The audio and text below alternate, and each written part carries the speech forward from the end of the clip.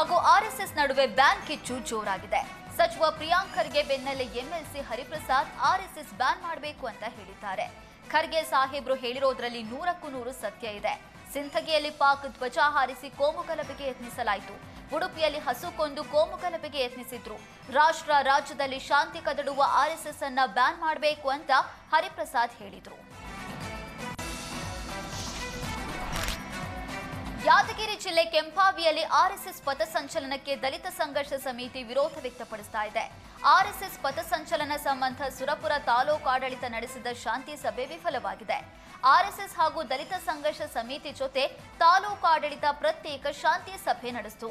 RSS ಪಥಸಂಚಲನ ನಡೆಸುವ ದಿನವೇ ಕೌಂಟರ್ ಪಥಸಂಚಲನ ನಡೆಸುವುದಾಗಿ ದಲಿತ ಸಂಘರ್ಷ ಸಮಿತಿ ಪಟ್ಟು ಹಿಡಿದಿದೆ. ಆರ್ಎಸ್ಎಸ್ನವರು ಕೈಯಲ್ಲಿ ದಂಡ ಹಿಡಿಯದೆ ಪಥಸಂಚಲನ ಮಾಡುವಂತೆ ಹೇಳಿರುವಂತ ದಲಿತ ಸಂಘರ್ಷ ಸಮಿತಿ ಮನವಿ ಕೂಡ ಮಾಡಿತು. ದಂಡ ಬಿಟ್ಟು ಪಥಸಂಚಲನ ಮಾಡೋದಕ್ಕೆ ಸಾಧ್ಯ ಇಲ್ಲ ಅಂತ ಆರ್ಎಸ್ಎಸ್ ಮುಖಂಡರು ಪಟ್ಟು ಹಿಡಿದ್ರು. ಶಾಂತಿ ಸಭೆಯ ವರದಿ ಜಿಲ್ಲಾಡಳಿತಕ್ಕೆ ತಾಲೂಕು ಆಡಳಿತ ಒಪ್ಪಿಸಲಿದ್ದು ಆ ಬಳಿಕ ಕೆಂಪಾವಿಯಲ್ಲಿ ಪಥಸಂಚಲನಕ್ಕೆ ಜಿಲ್ಲಾಡಳಿತ ನಿರ್ಧರಿಸಲಿದೆ.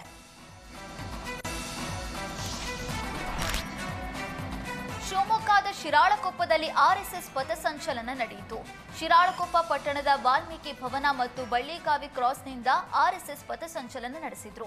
ಪಥಸಂಚಲನದಲ್ಲಿ ಬಿಜೆಪಿ ರಾಜ್ಯಾಧ್ಯಕ್ಷ ಬಿವೈ ವಿಜೇಂದ್ರ, ಮಲೆನಾಡು ಅಭಿವೃದ್ಧಿ ಮಂಡಳಿಯ ಮಾಜಿ ಅಧ್ಯಕ್ಷರಾದ ಗುರುಮೂರ್ತಿ ಹಾಗೂ ಪದ್ಮನಾಭ್ ಹಾಗೂ ಬಿಜೆಪಿ ಜಿಲ್ಲಾಧ್ಯಕ್ಷ ಜಗದೀಶ್ ಸೇರಿ ಹಲವರು ಭಾಗಿಯಾದರು. ಆರ್ಎಸ್ಎಸ್ ಪಥಸಂಚಲನದಿಂದಾಗಿ ಪೊಲೀಸರು ಬಿಗಿ ಬಂದೋಬಸ್ತ್ ಮಾಡಿದ್ರು. ಕಲಬುರಗಿಯಲ್ಲಿ ಪ್ರತ್ಯೇಕ ರಾಜ್ಯದ ಕೂಗು ಮತ್ತೆ ಮೊಳಗಿದೆ. ಪ್ರತ್ಯೇಕ ರಾಜ್ಯಕ್ಕೆ ಆಗ್ರಹಿಸಿ ಪ್ರತ್ಯೇಕ ಧ್ವಜಾರೋಹಣಕ್ಕೆ ಕಲ್ಯಾಣ ಕರ್ನಾಟಕ ಹೋರಾಟಗಾರರು ಯತ್ನಿಸಿದ್ರು. ಪ್ರತ್ಯೇಕ ಧ್ವಜಾರೋಹಣ ಯತ್ನಿಸಿದ್ದ ಕಲ್ಯಾಣ ಕರ್ನಾಟಕ ಹೋರಾಟಗಾರರನ್ನ ಪೊಲೀಸರು ವಶಕ್ಕೆ ಪಡೆದ್ರು. ಪ್ರತ್ಯೇಕ ರಾಜ್ಯಕ್ಕಾಗಿ ಹೋರಾಟ ಸಮಿತಿಯಿಂದ ಧ್ವಜಾರೋಹಣಕ್ಕೆ ಯತ್ನಿಸಿದ್ರು. ಸರ್ದಾರ್ ಪಟೇಲ್ ವೃತ್ತದಲ್ಲಿ ಪ್ರತ್ಯೇಕ ಧ್ವಜಾರೋಹಣಕ್ಕೆ ಯತ್ನಿಸಿದ್ರು. ಕಲ್ಯಾಣ ಕರ್ನಾಟಕಕ್ಕೆ ಅನ್ಯಾಯ ಆಗ್ತಾ ಇದೆ ಅನ್ನೋದನ್ನ ಖಂಡಿಸಿ ಪ್ರತ್ಯೇಕ ರಾಜ್ಯ ಬೇಕು ಅಂತ ಹೋರಾಟಗಾರರು ಆಗ್ರಹಿಸಿದ್ರು.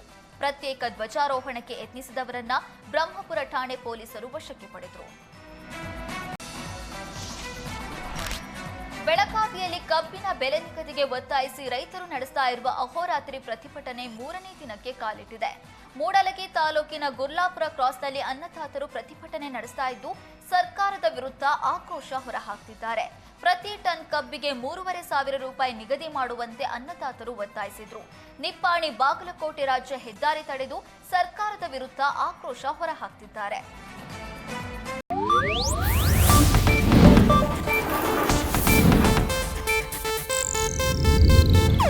ಇದು ಏಷ್ಯಾನೆಟ್ ನ್ಯೂಸ್ ನೆಟ್ವರ್ಕ್ ಪ್ರಸ್ತುತಿ.